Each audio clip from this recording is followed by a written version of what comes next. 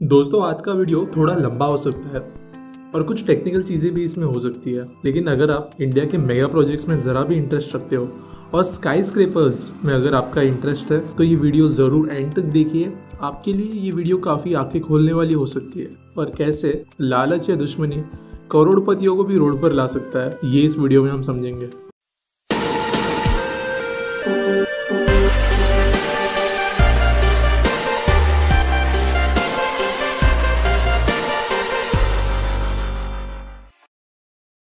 दोस्तों आपके हिसाब से एक बिल्डिंग जिसमें 160 बड़े अच्छे घर हो और पूरे देश के कुछ सबसे महंगे और हाई डिमांड इलाके में अगर ऐसी कोई बिल्डिंग बन रही हो तो उसे बनने में कितना समय लगना चाहिए? 3 साल, 4 साल या 5 साल?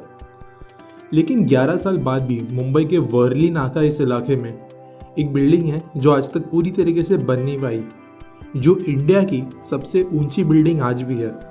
The 42 imperial Heights, Lodha world 1, ये सारी बिल्डिंग्स जो है हाइट में आज भी इस बिल्डिंग से कम है। लेकिन इस बिल्डिंग का काम रुका होने के कारण ज़्यादातर लिस्ट में इस बिल्डिंग का नाम नहीं लिखा जाता। 320 मीटर ऊंची पैलेसेस रॉयल अगर आप मुंबई की कोई भी स्काईलाइन की वीडियो देखोगे तो इसमें अलग से नजर आती है इसके विशालता के कारण। दुनिया का सबसे बड़ा एट्रियम, पूरे इंडिया की अकेली बिल्डिंग जो सुपर टॉल कैटेगरी में आती है वो है पैलेसेस रॉयल। लेकिन इस बिल्डिंग का काम क्यों रुक गया और ऐसी क्या बात हो गई कि इस बिल्डिंग के जो मालिक थे वो ऑलमोस्ट रोड पर आ गए? तो कहानी शुरू होती है साउथ मुंबई के वर्ली एरिया में, जहाँ पर एक ज़माने में कपड़े के बड़े बड़े मिल्स हुआ करते थे और आज इन मिल्स की जगहों पर बड़े मॉल्स, ऊंची बिल्डिंगें, रेसिडेंशियल प्रोजेक्ट्स, ऑफिसेस वगैरह बन चुके हैं। और इनमें से एक थी श्रीराम मिल्स। अगर आपने कपड़े के ब्रांड रीड एंड टेलर के बारे में सुना है तो श्रीराम मिल्स जो है उनकी ओनर थी। 2004 में 105 करोड़ रुपए की कीमत पर कल्पतरु बिल्डर्स को श्रीराम मिल्स के ओनर्स ने 5 एकड़ की एक जमीन बेचने की डील साइन की और कल्पतरु ने जो है इसकी पहली पेमेंट जो 30 करोड़ रुपए की थी वो श्रीराम मिल्स को दे दी।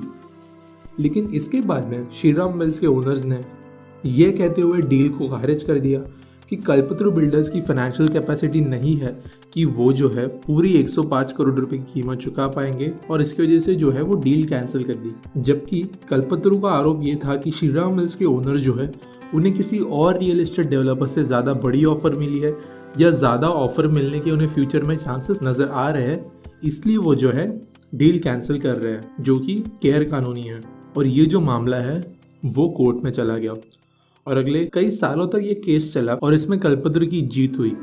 और ये केस जो है हमारे मेन केस से आप जरा साइड में रखिए, ये केस जो है वो लास्ट में पूरी लिंक जोड़ेगा। अब इस केस से अलग श्रीराम अर्बन इंफ्रास्ट्रक्चर ने 2008 में पैलेसेस रॉयल का कंस्ट्रक्शन अपनी ही मिल की जगह पर शुरू किया और देखते ही देखते साल 2012 तक ये बिल्डिंग अपनी पूरी हाइट तक पहुंच गई। इस बिल्डिंग में इंडिया के पहले कुछ सर्टिफिकेशन जैसे लीड ग्रीन सर्टिफिकेशन, इसके अलावा दुनिया का सबसे ऊंचा एट्रियम यानी सबसे ऊंची रूफ आप कह सकते हो इस बिल्डिंग में थी।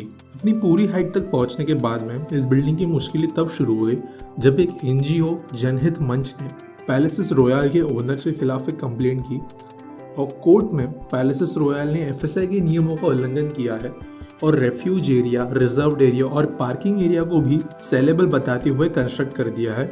ये उन्होंने आरोप लगाया बीएमसी के सामने। और इस समय तक पैलेसेस रॉयल में 1200 करोड़ रुपए के घर जो है वो बिक चुके थे और इन घरों की कीमत 25 से 50 करोड़ के बीच में थी।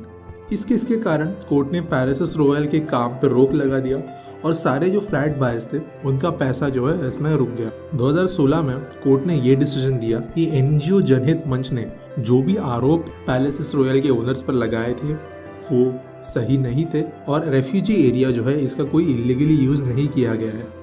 लेकिन बिल्डिंग के पास ही बने एक 15 मंजिला पार्किंग को उन्होंने कहीं ना कहीं इलीगल हो सकता है कि दावा किया और बीएमसी को इस आगे जो है हैंडलिंग करने के लिए कहा। और बीएमसी ने जो है पैलेसेस रॉयल के ओनर को पार्किंग की बिल्डिंग के बदले जो पैलेसेस रॉयल की ऊपरी 15 फ्लोर्स है उसे हटाने के लिए कहा और साथ साथ जो भी फ्लैट बायर्स है उन्हें अपने एफएसआई के हिसाब से एरिया जो है वो एज कॉम्पनसेशन प्रोवाइड करने के लिए कहा।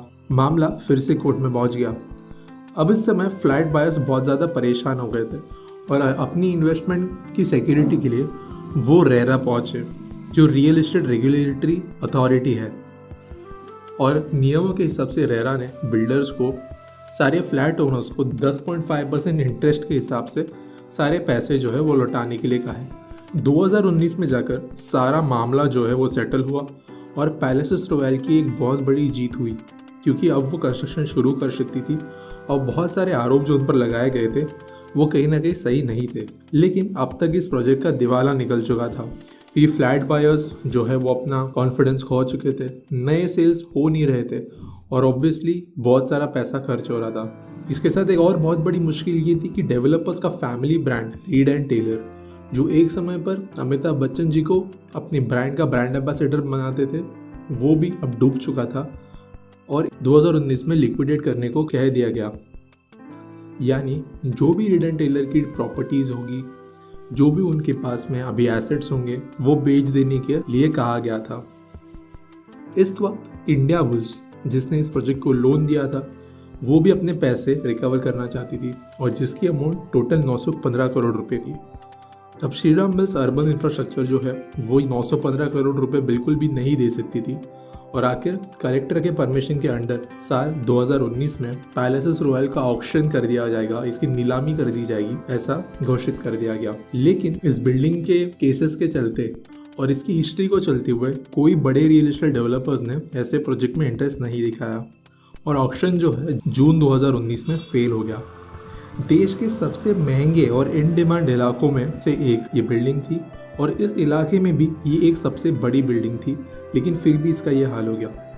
आखिर इंडिया बुल्स ने नवंबर में फिर से ऑक्शन कर 705 करोड़ रुपए में ये बिल्डिंग बेची और हॉनेस्ट शेल्टर्स ग्रुप इसने इस पैलेसेस रॉयल बिल्डिंग को खरीद लिया और आखिर 6 साल बाद जो है इस बिल्डिंग्स में लाइट्स फिर से शुरू हुई। अभी भी ऊपर के फ्लोर्स को लेकर कुछ इश्यूज जारी है, लेकिन हॉनेस्ट शेल्टर्स के पास फ्लैट्स बेचने का और कंस्ट्रक्शन करने की परमिशन है। तो आखिर एंड में पैलेसेस रॉयल की जीत तो हुई, पैलेसेस रॉयल की जीत हुई और एनजीओज गलत निकले, लेकिन केस शुरू ही क्यों किया गया? पैलेस रॉयल की पेरेंट कंपनी ने सालों से ये आरोप लगाया है और इंटरव्यूज में भी ये सामने सामने कहा है कि जनहित मंच जो मेन एनजीओ था इस केस के पीछे, ये सारे प्रॉक्सी एनजीओज हैं और इन्हें कल्पतरू से फंडिंग मिलती है और साथ साथ बीएमसी के भी कुछ ऑफिसर्स जुड़े हुए हैं। और ये सब क्यों? लेकिन और यहाँ हम हमारे पहले केस की ओर चलते हैं, जहाँ कल्पतरू ने श्रीराम मिल्स की ज़मीन खरीदने की कोशिश की थी और इनके बीच में ज़मीन किसे खरीदने मिलेगी इस बात को लेकर लड़ाई हुई थी और इसी के कारण कहा जाता है कि कहीं ना कहीं कल्पतरू ने प्रॉक्सी एनजीओज को यूज करके इस बिल्डिंग का काम रोक रखा था। तो एक बात हमें ये समझ में तो जरूर आ गई कि जो रियल एस्टेट मार्केट है वो बहुत ज़्यादा ब्रूटल है और इसके अलावा अब तक जो मैंने कहा वो कहीं ना कहीं मैंने न्यूज़ सोर्सेस या कुछ और इन्फॉर्मेशन के सोर्सेज के थ्रू आपको बताया है। लेकिन इसके आगे एक और इन्फॉर्मेशन ये मुझे मिली है कि ऑनेस्ट शेल्टर्स जो है वो कहीं ना कहीं मित्तल ग्रुप की एक शेल कंपनी है और अगर मित्तल ग्रुप जैसी बड़ी कंपनी इस बिल्डिंग को खरीदती है तो शायद से इस बिल्डिंग का फ्यूचर ब्राइट हो सकता है, लेकिन इसका कोई ऑफिशियल प्रूफ नहीं है कि ऑनेस्ट शेल्टर्स मित्तल ग्रुप की कंपनी है। मैंने एक और वीडियो बनाया था जिसमें लोधा, वर्ल्ड वाइन जैसे बिल्डिंग्स पर भी मैंने केस स्टडी बनाई थी और मुंबई में कई सारे स्काईस्क्रेपर्स का काम समय पर पूरा नहीं हो पाता है, एयरपोर्ट अथॉरिटी इन्हें बिल्डिंग्स को रोक देती है। ये क्यों होता है इसके ऊपर मैंने वीडियो बनाई थी, लेकिन कुछ इश्यूज़ के चलते वो वीडियो अब मैंने प्राइवेट कर दिया। ये वीडियो कुछ दिनों बाद मैं फिर से एडिट करके अपलोड कर दूंगा। अगर आज ये बिल्डिंग 2016 में ही पूरी हो जाती तो हो सकता है कि मुंबई और बाकी शहरों के लिए ये एक लैंडमार्क बिल्डिंग होती और इसके जैसे और कई सारे बड़े बड़े रियल एस्टेट डेवलपमेंट जो है आज हमें मुंबई में और दूसरे शहरों में नज़र आते थे। लेकिन रियल एस्टेट मार्केट के इतने ब्रूटल होने के कारण ये बिल्डिंग काइंड ऑफ स्काईस्क्रेपर्स के नाम पर एक धब्बा बन चुकी है। अगर आपको वीडियो पसंद आया तो लाइक ज़रूर करना, कमेंट्स में मुझे बताना कि अगला वीडियो किस टॉपिक पे बनाऊं और सब्सक्राइब करना मत भूलना।